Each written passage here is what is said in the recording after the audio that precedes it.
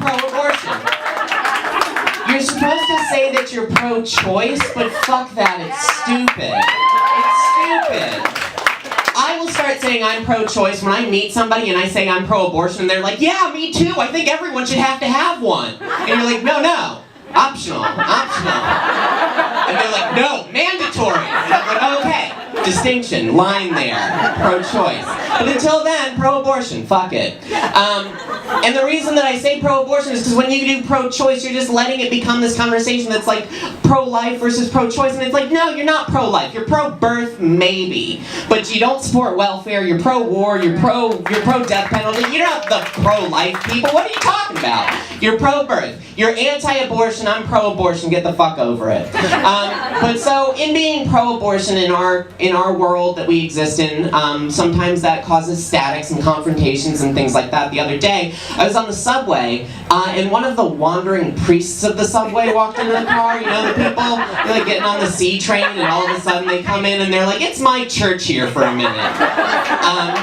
Well, you thought you were commuting, now you're part of my congregation. And so this woman comes onto the train that I'm on, and she starts yelling about how abortion is murder, and women who have abortions are murderers, and like her, I didn't really have anywhere I was going that day, I didn't have a particular destination.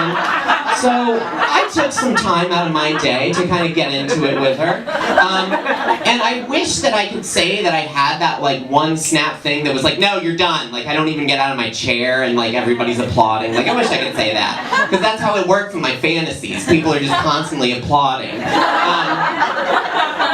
As I think it works for most people. Thank you. It's a dream come true.